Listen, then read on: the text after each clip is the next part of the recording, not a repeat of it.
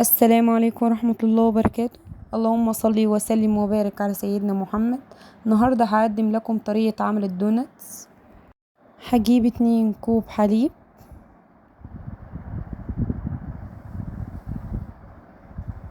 احطهم على النار يدفوا بس، تكون النار متوسطة عليهم. هضيف عليهم 1 كوب إلا ربع سكر، وافضل اقلب فيهم يبردوا شوية بس. 2 معلقة خميرة كبيرة، وافضل اقلب فيهم عشان الخميرة تتفاعل معاهم، واضمن ان الخميرة مظبوطة. اركنهم شوية، وبعدين هنا نقلتهم في بولة تانية. اكون محضرة كيلو دقيق، اضيف عليهم السوائل،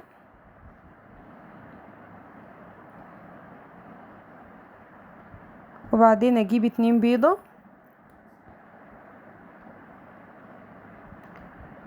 معلقة صغيرة فانيليا،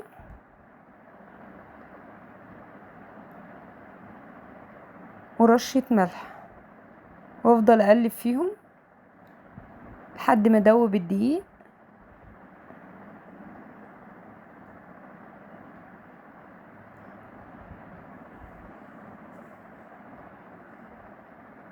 وهنا ابدأ اعجن بايدي، واكون محضرة 1 كوب إلا ربع زبدة،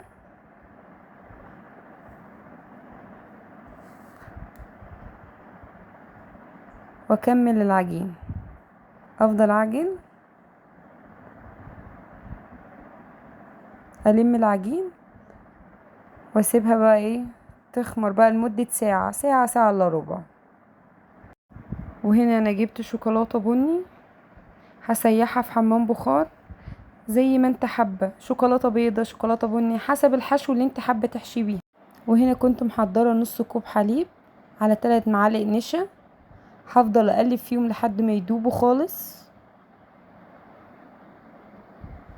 افضل اقلب. هنا هروح اضيفهم على صوص الشوكولاتة،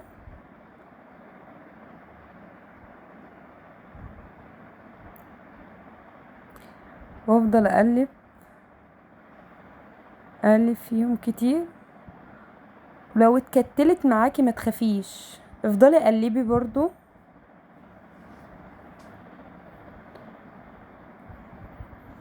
تفضلي تقلبي فيها على قد ما تقدري. وهنا هجيب معلقتين زبدة، كل ده هم لسه على النار. تفضلي برضو تقلبي فيهم.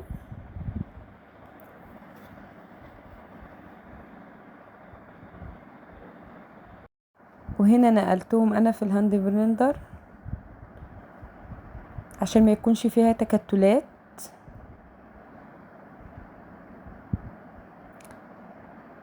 هنا بقت سايحة خالص، يعني جاهزة للحشو، وجاهزة ان انت تحطيها في التلاجة تفضل عندك. هنا اي علبة موجودة عندك مكانها، مثلا كاتشب، مايونيز، اي حاجة من دي، مش شرط يعني. المهم ان هي تكون نظيفة. كده انا خلصت الحشوة، ونرجع تاني للعجينة. بعد ساعة الا ربع بالظبط كانت خلاص اتخمرت بزيادة، خدت خمرها.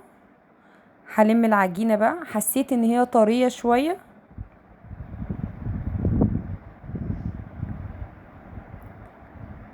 هقسمها. هبدأ افردها لان انا حاطة شوية دقيق، لانها حاسة ان هي طرية. هفردها بقى، وما تكونش سمكها لا هو رفيع ولا هو تخين، يعني سمكها مظبوط. هفرد العجينة على قد ما اقدر، بس بالسمك برضو ما تكونش رفيعة خالص عشان ما تنشفش مني في الزيت. كده انا فردت العجينة مظبوطة. كوباية بقى وتشكلي بيها. هشكلها بقى، انا عاملاها صغيرة. انا معايا بقى ورق زبدة انا قصاه، كل واحدة اخدها ورق الزبدة لانها هتعوز ان هي تخمر تاني، عشان ما تخمرش على الصينية او الحاجة اللي انت هتحط عليها فت ايه تعمل تبصم منك، فتحطها على ورق زبدة.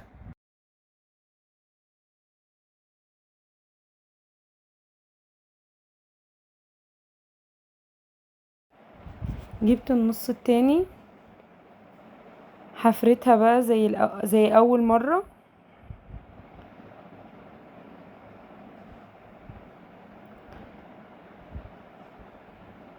كده انا خلاص هغير بقى التشكيلة. انت بقى بتشكلي زي ما انت عايزة. ده غطا على فكرة بتاع توابل، وده غطا بتاع سكر. هشكله كده زي الفرن، يعني حاجة تفرح الاولاد. احطه برضه على ورق زبدة. هكمل بقى بقية الكمية وارجع لكم تاني. هنا انا خلصت الكمية واتبقى دي انا ما برميهاش، لا الفها كده زي اللي بلفها تاني وارجع اخمرها تاني. ليه؟ لان حرام اصلا، لانها هتخمر وهتعمل كذا واحدة واركنها. عملت دي.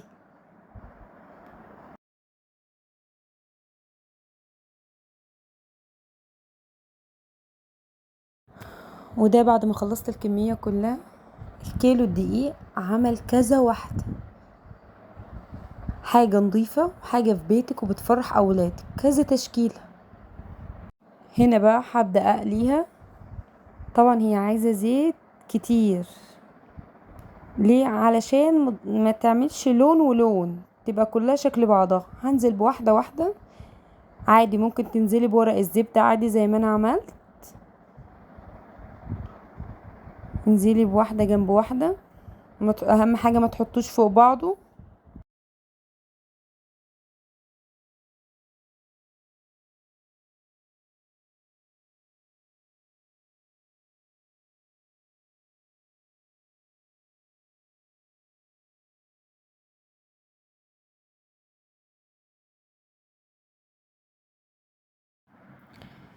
هنا بقى حاسة ان هي بقت حلوة من تحت ولونها حلو، ابدأ اشيل ورق الزبدة وافضل اقلب فيها. ما تسيبيهاش على جنب واحد عشان كلها تبقى وشها زي ظهرها. تفضلي بقى تقلبي فيهم. لونها بقى كده حلو خالص. اطلعهم بقى، احطهم على حاجة كده. بصي بقى، ما عندكيش اي حاجة تزيني بيها، حبة جوزة الهند ومعلقتين سكر من البرطمان عادي خالص وهي سخن. حاجة دي اختياري. في اطفال ما بتحبش الشوكولاتة، في اطفال بتحب الحاجة دي وما بتحبش الشوكولاتة، في اطفال ما بتحبش جوزة الهند وبتحب الشوكولاتة، زي ما اولادك حابين. انا هعمل اتنين بس لان انا عندي يعني حد بيحب ده وحد لا. هنزل بقى بالكمية التانية. المرة دي هنزل من غير ورق الزبدة. في اختيارين ليكي، ممكن تنزلي بورق الزبدة عادي واول ما الظهر يعمل تشيليه، والخيار التاني ان انت ممكن تحطيه من غير ورق الزبدة بس تنزليه بالراحة عشان ما تبصمش منك. تحطي بقى وتقلبي وش وظهر وش وظهر عشان ما ياخدش لون من ناحية واحدة، عشان ما تكونش فيه ناحية غامقة وناحية فاتحة، لا تكون مظبوطة معاكي. تفضلي بقى تقلبي فيهم لحد اللون المناسب اللي انت عايزاه. تفضلي تطلعيهم. ادي الكمية بعد انا ما خلصت خالص.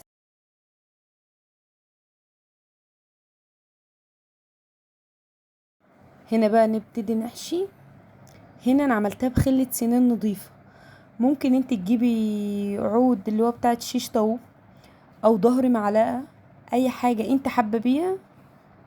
بس تفضلي بقى تحشي زي ما انت حباهم. اي حشوة بقى انت حباها، مش شرط يعني شوكولاتة بني او شوكولاتة بيضاء، اي حشو انت حابة ان انت تحشي او اولادك بيحبوه. انا حشيت بالشوكولاتة البني.